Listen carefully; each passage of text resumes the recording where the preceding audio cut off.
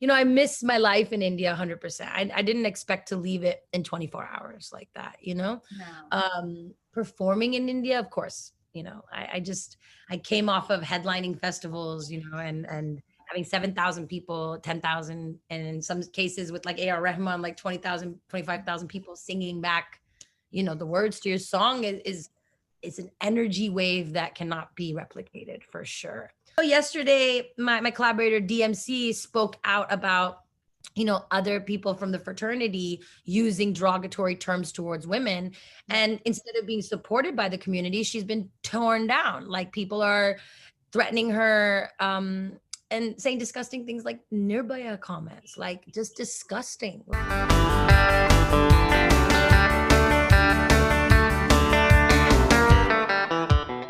Hi Raja, I am Monica. I'm a senior journalist at Bollywood Hungama. What an honor to talk to you today. Thanks for having me. How are you doing? How's everything going on for you?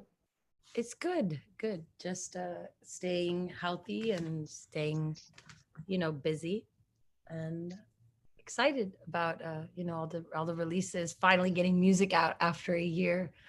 A lot of pandemic excuses, so finally got to put out something, on a scale. So I'm excited. Right. Multiple releases are coming. Over the past year, how have you dealt with the entire scenario? Like we've been stuck in quarantine for so long. So mentally, it's been very challenging for all of us. So how have you dealt with it? And now that is writing music and releasing music therapeutic for you? I mean, any artist has to be able to create their art. And I think before the pandemic, we had the opportunity to connect with, the public, with the audience, whether it be at shows or like, in public, just like, out in the streets, or, I was living in Bombay at the time. So for me to just go from headlining festivals and living in Bombay to the next day just being in Los Angeles by myself at my house without my dog, like without any of my friends or anything, was really like kind of a really intense switch. But I think I spent the time really getting back to myself, really grounding myself, whether it was like, developing my garden and starting to cook for myself, or, starting therapy and learning about the patterns that I do in my life and how I've caused myself pain, and like how to heal and nurture myself from that. And, music has 100% been therapy, like it always has been, but it's been very hard to not be able to release it. I think that has been the trouble, for me, is that I've had an album done since 2019 December, and here we are in July 21, and I'm getting the first song out. So that was a little bit hard as an overachiever, to have that much time away from pumping out songs. But I learned a lot, during that time. I learned about being more compassionate with myself, and just really I've been focusing on my health, the last year, because without health, like you can't really keep any of it up. So I'm thankful for the time that I've been able to have at home, and also the time I've been able to spend with my family, because when I'm in India, I'm away from my entire family. My entire family is in California. So it has been, nice to be home and be half an hour from my mom, and all of that. But I'm always just waiting to get back to India. That is always my desire. Now that you're releasing music, have you been able to reflect on yourself more this past year? Because I think a lot of people are approaching things differently now. I mean, there's always that type of music, but a lot of people just want to turn on something and dance. Mm. That's healing in itself. Um, I don't think the way that I've made music has changed much, only that I like make music every day, where I was touring a lot, in the years prior to pandemic. A lot of my energy was in filming TV shows and touring and being on stage and doing outward kind of energy. But the last year I've been able to sit and really work on my craft and like really perfect these songs and spend time writing them and getting back to, my songwriting, which was my first job, was to write songs.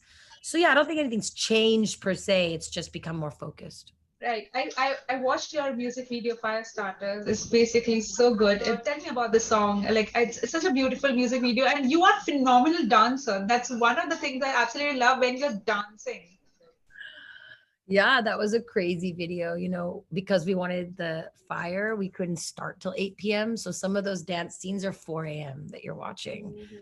And it's kind of crazy because I don't know, no one really knows, but I kind of injured myself on that set. Like I'm still recovering from that, like which is dance injury, which like never has happened to me. So it was a really, really hard music video, I would say. It was challenging. It took a lot from me with bringing out my energy, in a time when, a lot of like even the scene where it's raining, I'm by myself in like a alleyway lit and like, we have the whole team there, but somebody's spraying water from the top. And it's like, actually, I'm just by myself dancing in an alley. So to bring that much energy to the camera was, like a challenge, but it was it's a lot of fun, to be able to dance again and to have that on camera. But yeah, Firestarter really came about because I really just wanted to do something that was fun. And I feel like it's almost like a Bollywood song in English, which is kind of like how I wrote it. And I'm so happy to work with Aditya Dev on this because, he is just, this is his bread and butter. This is what he does. If you're going to Aditya, you want this. And it's almost like fun to have a record like this because I think about when we get back on stage and we get back on tour, what it's going to be like to perform this song. It's going to be a lot of fun, with dancers and people are able to kind of like sing along and, people are enjoying the record. And that's the best, the best result that you could ask for as an artist is seeing people enjoy the song. You are a fierce performer. I've seen a lot of your work, and just yesterday, a K-pop artist, she's a rising star. Her name's Alexa. She mentioned you that you were on her playlist, and I was like, yes, because it's such a like music has no barriers, obviously, but someone like your music is reaching out to such a wider audience. And when she mentioned she's 2 years into the industry right now, doing really well. And when she mentioned, I just asked her practically, well, who are you listening to? And she was mentioning a couple of them. I'm listening to Raja Kumari as well. I'm like, that's amazing because I'm talking to her tomorrow, so I'm probably gonna mention this now. Well, I'm gonna check her out and She's a fierce performer, and that's one of the reasons I was like, she's called the Kim Possible of K-pop now. So yeah, so photo that I took for Firestarter with the short hair. Everyone thinks it looks like Kim Possible. So maybe yes. laugh up. Maybe. Coming to something that you recently did, you were part of Amy Winehouse tribute ceremony. Um, yeah, it was such a, when I got to know about it, it's such a big opportunity to come your way, and you being part of a tribute who's been known as a legendary artist. Tell me about it. What was the experience like performing on it? You know, it was it was really humbling and grounding actually because I think about Amy as just a young woman, that made a fusion music that took hip hop lyrics with doo-wop and jazz and like, brought all these things together unapologetically. And it was a tragedy to see her life cut short, but to see her music live on is just kind of a testament to the power of music. So to be asked to perform there and then be asked to sing, I think that was the thing that really threw me off and got me like so like emotional, was that a lot of people come to me and they're like, can you rap on this, can you rap on this, which I like to rap, obviously I love making rap music obviously, but I started with singing. So, and Amy Winehouse is known as like one of the most like iconic like vocalists, so to be asked to sing one of her songs was just really a great moment for me. I felt really honored to do that. And I was just excited to perform with the band, in Nashville. The band was from Cuba, so they were bringing that energy. And, it was just, there's a lot of moments, but I think that one will be special for me because it's been a long time since I've been on stage. So it was just a great feeling. And, the people that were running the Amy Winehouse Foundation, they told me something really sweet. They were like, I think Amy would have really loved your music. And I think that she would have understood what you're doing with the fusion of like the two worlds. And I really took that to heart. And I just, I felt like I tried to channel her energy when I was on stage and just really just try to, just not make it about me, but make it about the music and having fun. And it was great. Everybody in there was like, it was kind of like dry. And then when I got on stage, it was like, I got everybody to stand up. So it was fun. It was a lot of fun. Currently a little bit better when it comes to performing, I think abroad, I guess in US obviously, like slightly compared to what we are facing right now, because we were still in like very much in quarantine. It was like a Yeah. limited audience, and then it was a Yeah. live stream. So I mean, I felt safe, but I think we're all gonna take time to come back. Yeah. I think after a while that you performed on stage in front of people, I guess, okay, few people, but few people, I think it must be really, really exhilarating, I guess. It's better than just performing to the laptop. Yeah. And I think I've headlined like 3 festivals from my living room, and you never hear one like whoever's videotaping it never claps, and I'm like, was it good? Like, so yeah, no, I mean, anytime I can be on a real microphone with a band is absolutely amazing. But I don't know if we know how everything is going to go, and I saw some festivals in America that scared the crap out of me. So I don't know. Let's see how it plays out. But we're definitely all in it together. Performing in India, I'm sure it must be a very different experience compared to abroad. Obviously, it's a home ground for you in a way. So, do you miss like performing here and releasing music here and sitting with some of the hip hop artists from here and just making music in the studio? Complex question. I always miss India. My dad makes fun of me because he's like, there you go again, going back to India, because I would prefer to be in India, because like everything I like is in India. I'm like, I need to buy this and this. I'm going, like I just like India. I love the energy. I just love my team there. And I just love the way that, I don't know. I just feel like I make more of an impact, not more, but I can make an impact in people's lives. Like whether it's even people who work with me, like, the people that like I love my cook and I miss her, Tina. Hi, Tina. And I miss my life in India 100%. I didn't expect to leave it in 24 hours like that, No. Performing in India, of course, I came off of headlining festivals, and having 7,000 people, 10,000, and in some cases with like A.R. Rahman, like 20,000, 25,000 people singing back, the words to your song is it's an energy wave that cannot be replicated for sure. Making music, I think when I was in India, I did miss making music in America, because in America, there's an infrastructure of songwriters and producers. And I think in India, we're just building that, that's something that there's definitely like the clicks, like, you can go work with Raftar and Kalamkar, you can work with Divine and Gully Gang, or like, there's all these different like groups of people, and it's forming, but that free flowing kind of like songwriter producer infrastructure of the music business is missing, in India. And it's something that I want to try to, create and encourage, and whether that be through songwriting camps and workshops and things like that, which will encourage more collaboration. That's something I'd like to see more in India. With Rani Cypher, that was one of the first of its kind, with, an all-female, cipher, an all-female presentation.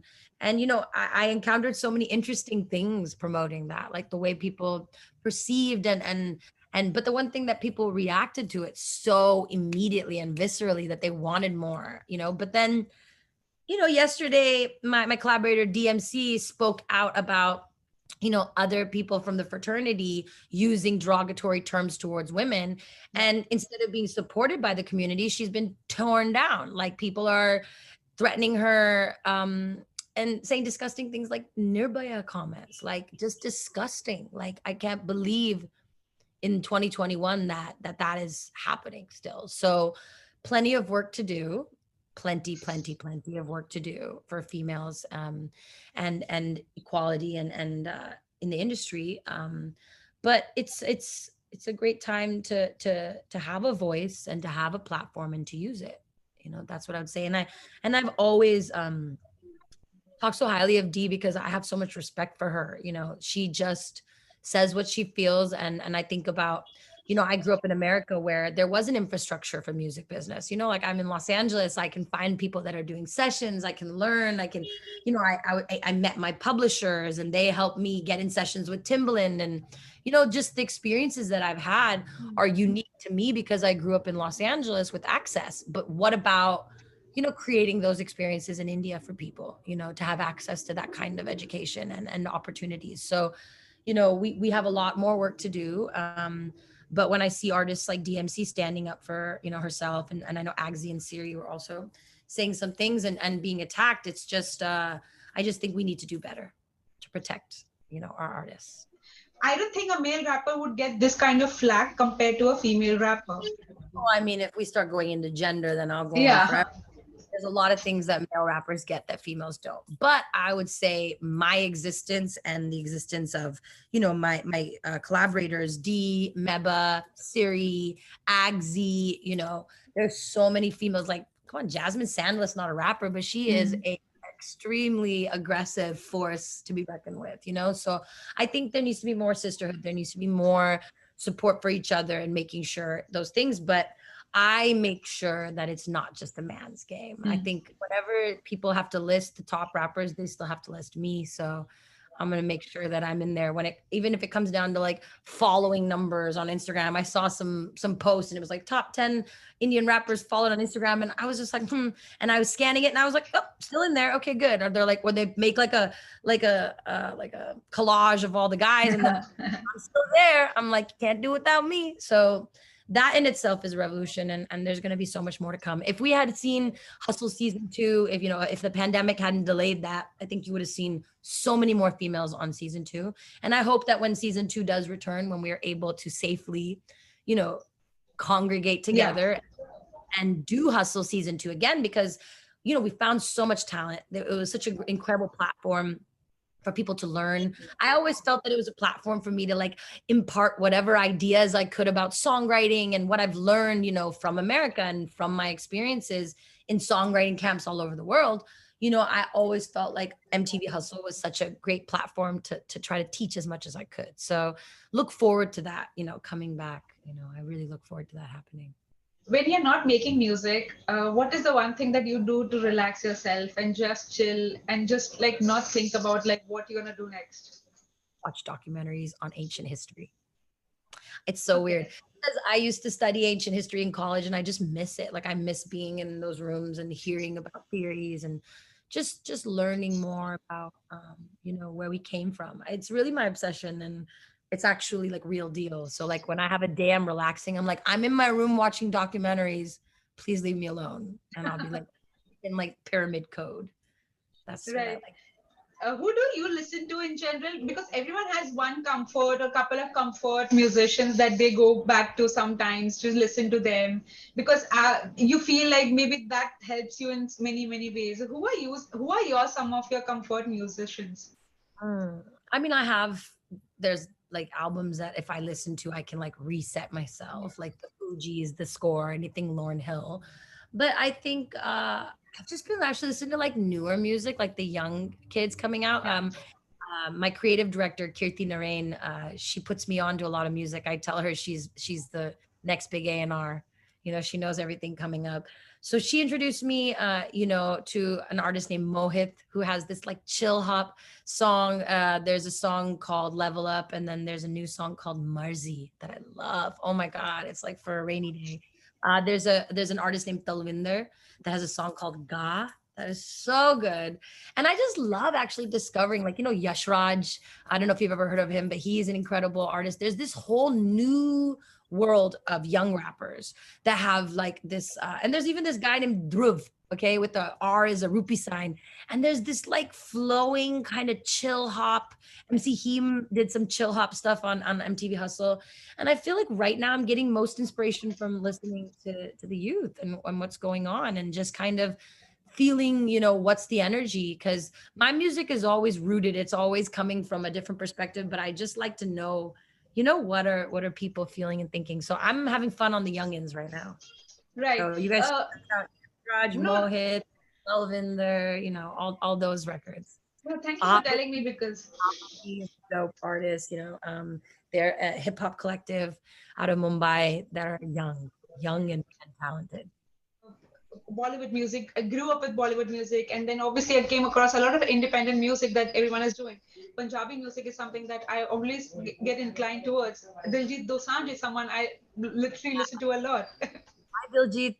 Dang it. I want to give you a call. We should make some music together. I love Punjabi music. I mean, my Sidhu Moosewala collaboration was like something that was on my wish list for a long time. I've loved Sidhu. I just like how gangster he is. Like, I just love that. Like, I don't care what anyone has to say about him. I do not care. I love Sidhu Moosewala. I love the music we make together, and I think that it's always good to have a thug in your side. So I'm happy about that. And I love Punjabi music. I love Punjabi music. I think I always tell people that Punjabi music is like the hip hop of Indian music. I'm like, oh, that's hard. Like, you want to hear some hard music? I'm like, go to the fields during harvest. Go listen what's going on over Do there. you have a 10-year goal or something like that you look forward to? Do you have a bucket list that you're just ticking off, or maybe like, or something you take one day at a time and just see what's next for you? I mean, I'm a Capricorn. I only move when I have a full plan. Uh, I'm very much an advocate of making vision boards and using the power of manifestation. So I have a 10-year plan, 20-year plan, 100-year plan. It's all there. But at the same time, you got to take it day by day. You have to be compassionate. You can't, Rome wasn't built in one day. So you have to Mhm. just take it step by step. But I have lofty goals that are always looming, and I think in 10 years, I hope to have made more music, made film, have a family. There's a lot of goals I have that are outside of music as well. So hopefully in the next 10 years, all those things can happen. A film on yourself? Film on myself. I'm writing films. I like being behind the camera, whether, I Mm. think I directed every single music video, but haven't taken the credit. So, I work with incredible directors, but I realized, like, after making 25 music videos, how involved I am in the creative and how I never credit myself. So I also feel like that's a movement we need to do, is make women credit themselves. So on Ronnie Cypher, I'm credited as a music producer, a vocal producer, a writer, Yeah. on the, so because those are the jobs I did, so I'm advocate for taking credit where credit's due now with women, because there's only like 3% of the music makers are women, and like none are credited with production, even though we do the work. So I'm lucky to have a cool team that allows me to do that. But yeah, definitely behind the camera, in front of the camera. Film is film is evergreen, it's everlasting, and it's definitely a medium that I want to enter. So thank you so much. Thank you so much for your support. Appreciate it. Thank you.